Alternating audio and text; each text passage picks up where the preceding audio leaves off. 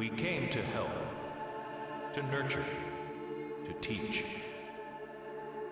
They called us master. We were feared and respected. We offered guidance and knowledge. We brought prosperity, but they wanted power. We gave them more gifts, objects of power. Their hearts were black, and their armies great.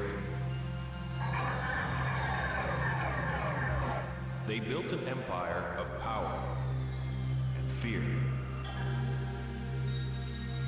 But it could not last. Within the year, it was gone. Millions slaughtered. A land of gray death. Objects of power failed, but the scars remain.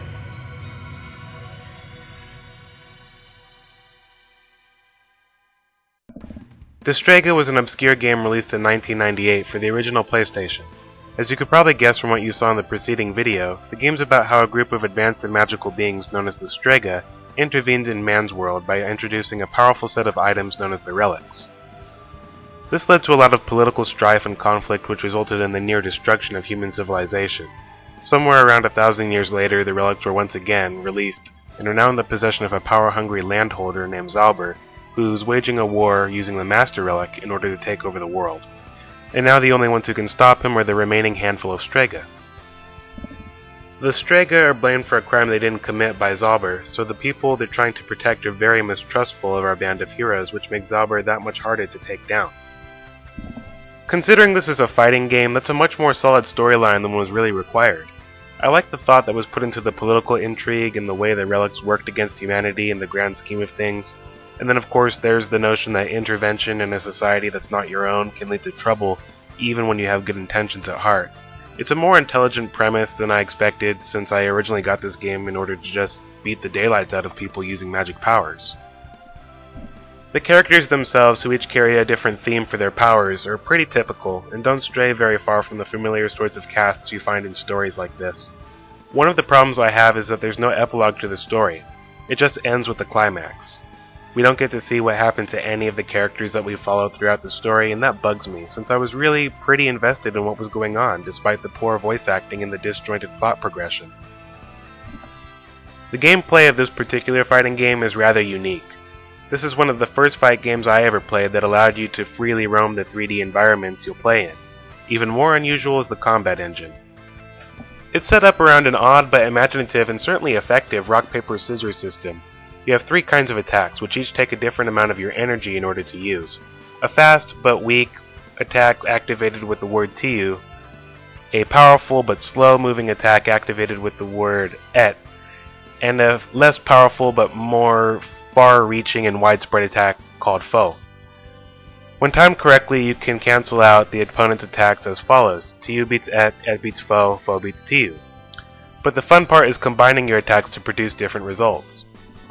You can supercharge your basic abilities by repeating the incantations 2 or 3 times, or you can string together different incantations to make faster heavy attacks, or more widespread fast attacks, for example. If you use all 3 incantations at once, then you'll launch one devastating attack against your opponent. Using a spell and hitting L1 will trigger a magic repelling shield, while using a spell and hitting the R1 button will give you a supercharged dash, allowing you to get in close to attack your enemies hand to hand. In terms of the sound design, the game is pretty hit or miss. The voice talents range from decent to poor, but even the 3 or 4 or so good actors involved give rather stunted performances, since it appears only one line of dialogue was ever recorded at a time. It makes for rather slow-moving and disjointed conversations during the cinematic sequences, but it gets the job done. Now, the music, on the other hand, is really a joy to listen to, at least for me. Maybe it's just me, since the music is undoubtedly the most nostalgic thing about this game, and most video games I grew up playing in general for that matter. But I always really like listening to the different battle songs that play throughout the various locations. Each one carries the same familiar chord progression, but it's played in a different variation or with different instruments, and some feature a choir, and at different tempos, giving each one a distinct different feeling and mood to it. I mean, I love this game. I have since I first played it nearly 13 years ago. It's such a nostalgic game for me. Everything about this game reminds me of my childhood, from the way Cougar's character model runs, to the sounds Balma's Prism of Light Attack makes.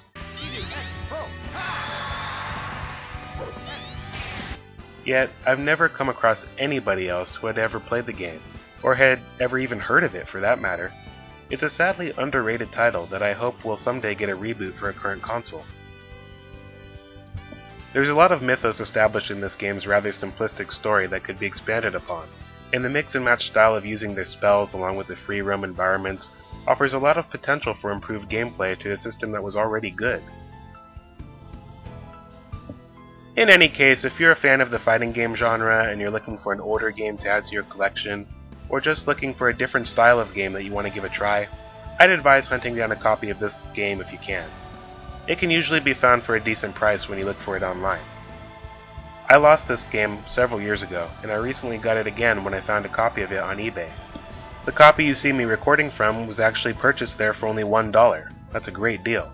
In any case, I'll be uploading a playthrough of this game very soon, just so people can get a little blast from the past, see how the gameplay works, get an idea for what I'm talking about, and maybe if enough people hear about it, or enough people who played the game in the past like I did get excited over it for nostalgic reasons, its popularity will grow a little bit.